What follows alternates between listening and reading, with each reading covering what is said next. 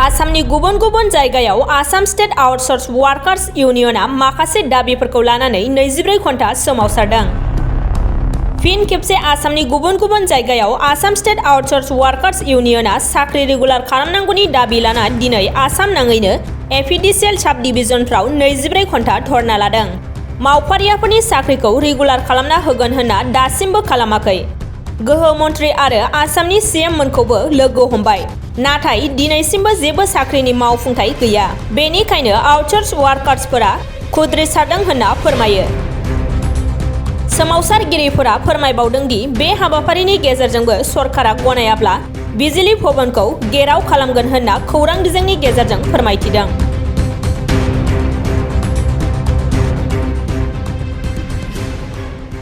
बेयावनो जोंनि Assam state outsource power workers इउनियननि गहपुर ब्रान्च कमिटिनिफ्राय नोंथांमोननिसिम साबायखर बावहरनाय थाबाय। दिनै जोंनि जिथुनिखि आउटसोर्स एमप्लयिफोरनि जिथुनिखि साख्रि रेगुलारनि थाखाय दिनै 24 hours pen and tools down हाबाफारिखौ लानाय जादों। जोङो दिनैसिम जोंनि पावार मिनिस्टार मेडामखौबो जों खननै गाहाम लोगो हमनाय जादोंमोन आरो जों सीएम सारखौबो खनसे लोगो हमदोंमोन जोंनि डिमान्डफोरखौ फुलफिल खालामनायनि थाखाय। दा बिथांमोननिफ्राय दिनैसिम खुनु जोंनि डिमान्डनि सायाव खुनु एक्सन लायासै। दा बिनि एगेन्स्टआवनो जोङो दिनैनि 24 आवारनि पेन एन्ड टुल्स डाउननि हाबाफारिखौ लानाय जादों।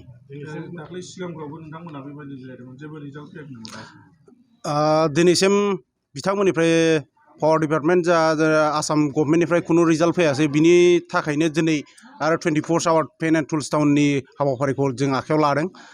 बिनि उनावबो जुदि बिथांमोननिफ्राय जोंनि डिमान्डफोरनि सायाव जेबो एक्सन लायाब्ला बा जेबो पजिटिभ रिजाल्ट फैयाब्ला जोङो नेक्स्ट जोङो बिजुली भवन घेराव हाबाफारि आखायाव लागोन। आरो बेयाव जुदि माबाफोर प्रब्लेम जायोबा टटेलनि आसाम गभर्नमेन्टआ बेहाय दाय जागोन। दिनैसिम जोंना सिगाङावबो बिदि खालामदोंमोन। दाख्लै 27 जोङो गुवाहाटि ससलाव मोनसे 2 घन्टानि 2 आवार्सनि जोङो स्ट्राइक खालामदोंमोन। बिनि अनगायै जोङो दाख्लै 6 तारिखै थांनाय 6 तारिखआव जोङो 12 आवार्सनि जोङो स्ट्राइक खालामदोंमोन। बिनि अनगायै बिथांमोननिफ्राय जेबो पजिटिभ रिजाल्ट फैयैनि थाखाय दिनै 24 आवार पेन एन्ड टुल्स डाउन जोङो हाबाफारि आखायाव लानाय जादों। दा गिबियावनो जोङो जोंनि आउटसोर्स स्टेट इउनियन पावार्सनिफ्राय गहपुर जोंनि हाखानिफ्राय जोङो नोंथांमोनखौ गिबियावनो बरायग्रोनाय जाबाय।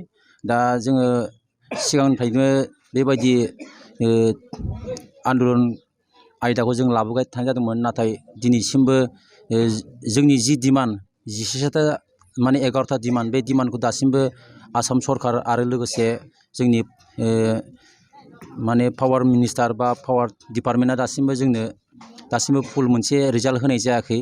बेनिखायनो दा जोङो थांनाय 27 डिसेम्बराव जेला जों ससलाव 2 घन्टानि थाखाय जोङो आन्दलन लानाय जादोंमोन, बेवहायबो जोंनो जेबो रिजाल्ट मोननाय जायासै। आरो बिनि उनाव जोङो 12 घन्टा सम मोनसे लानाय जाबावदोंमोन। दा बेवहायबो जोंनो दिनैसिमबो माबा मोनसे जागोननि फुल रिजाल्टखौ होनाय जायाखै। बिनि थाखायनो दिनै 20 आरो 21 अक्ट' 24 घन्टा जोङो आरो बेखौ खामानि मावै जों जि माने गोसोआव दुखु मोननानै होसिख्रावनाय जि जोङो आयदा लादों, बेखौ जोङो दिनै आरो खनसेबाव लाबावनाय जादों। आरो बिनि अनगायैबो जुदि जोंनि जिखिनि डिमान्ड बा जों जिखिनि मोननांगौ बेखिनि खामानिखौ जुदि सरकारा बा जोंनि डिपार्टमेन्टआ मावनानै होआब्ला फैगोन बाराव जोङो बिजुली भवनाव जोङो घेराव खालामनाय जोङो हाबाफारिखौ लानाय जागोन।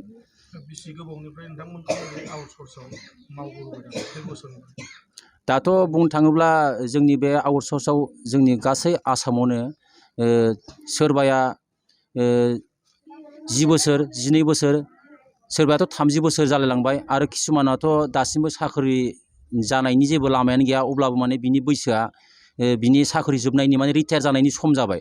दा बावहाय थानाय दा जेसेबां जोंनियाव नुजाफैनो हानाय जेसेबां मावफारिया दं बिथांमोनहानो 10 बोसोरनि खमानो गैया। आरो दा बिनि गेजेरावनो सोरबाया दानसेयाव एसे एनै मोनदों, सोरबायाथ' बिनि गेजेराव थाइसेबो थाखा मोनालासिनो दा बिथांमोना मावबोगासिनो दङ। दा बिनि थाखायनो जोंनि न'खरखौ आरो जोंनि गावनि लाइफखौ नायनानै दा जोङो बिनि थाखायनो प्रत्येक बारावनो सरकाराव जोङो अजद दैखांबोदों। आरो जोङो खनफ्रोमबो जोंनि पावार मिनिस्टार बायद'खौबो जों लोगो हमनाय जादों। लोगोसे जोङो चिफ मिनिस्टार सारखौबो लोगो मोननाय जादोंमोन आरो गुबुनाव होनाय जादों। आरो लोगोसे जोंनि जिल्लानि जोंनि अफिस साब डिभिजनफ्राव जोङो गोबांबार जोङो मेम'रेन्डाम होबोनाय जादों। नाथाय दिनैसिमबो जोंनि थाखाय माबा मोनसे गोनां लामा बा मोजांखौ नुनाय मोननाय जायाखै। बिनिखायनो जोङो दा दिनैनि बे 24 घन्टा जोङो धरना खारज'खुसि बे जि आयदा लादों जों बेखौ दिनैबो लाखिनाय जादों।